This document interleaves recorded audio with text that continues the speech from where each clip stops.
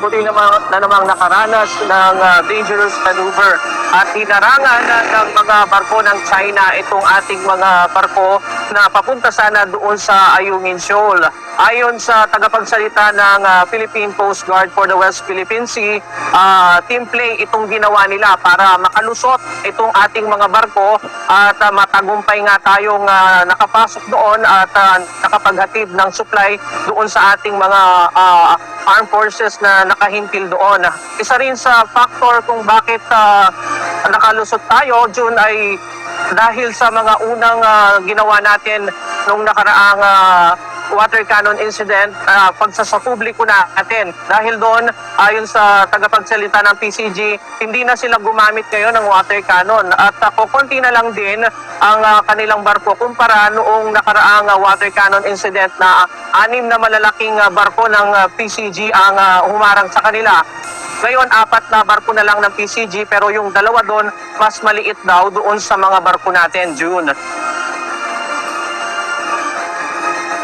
Kung makikita mo sa video na pinapakita natin ngayon sa screen, no, ang China Coast Guard ay hinaharangan ang Philippine Coast Guard vessel na makadiretso patungo sa Ayungin Shoal at ito yung 2 pilada ng barko, and then sa malayo-layo pa, kung makalagpas tayo dito, haharangan ulit tayo ng pangatlo pa.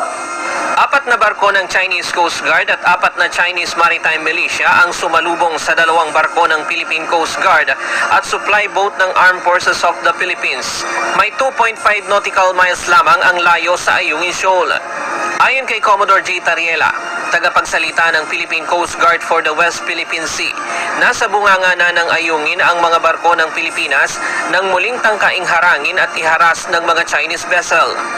Muling nagsagawa ng dangerous maneuvers ang mga ito para pigilang makapasok sa Ayungin ang mga barko ng Pilipinas. Nag-execute po sila ng different ways, no, for the Philippine Coast Guard vessel to be separated from the supply boats so that they can be able to prevent the supply boats from entering the shoal, no?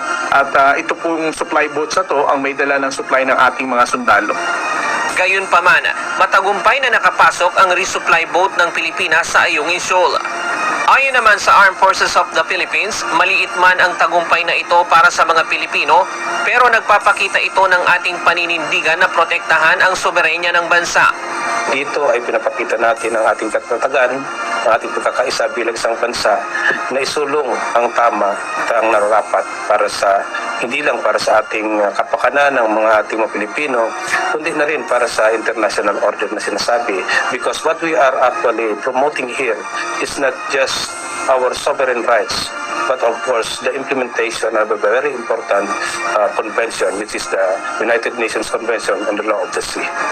Samantala, ayon kay Chinese Ambassador to the Philippines Wang Zilian, wala umanong problema sa pagdadala ng humanitarian supply ng PCG at pinapayagan nila ito. Ang problema aniya ay ang pagpapadala umano ng construction materials doon.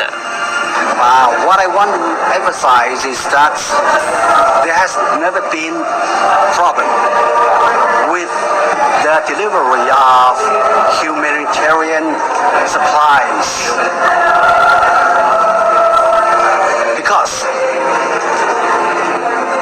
there is a special arrangement for such. Sir, can you tell us what special arrangement? And the problem was with the transportation of large scale of building materials. Mariin naman itong pinabulaanan ni Commodore Tariela. Unang-unaan niya, hindi kailangang humingi ng pahintulot ng mga barko ng Pilipinas sa China para makapasok sa Ayungin Shoal na nasa loob ng exclusive economic zone ng bansa. As what I mentioned a while ago, no, ang ating supply boats, ang Philippine Coast Guard vessels, ay tahasan pa rin hinarang ng mga China Coast Guard vessels at ng kanilang Chinese Maritime Militia. It's not true na pinayagan nila ito at at the same time, let me once again stress, no, there's no reason for us to ask permission from them. These waters falls within the exclusive economic zone of the Philippines. Dagdag pa ni Tariela, napakalayo ng Ayungin sa China para kanilang desisyonan na payagan tayong pumasok sa naturang bahura. Hindi rin umano natin kailangang magpaliwanag sa kanila kung ano ang supply na dadalhin natin sa BRP Sierra Madre na nakaimpil doon.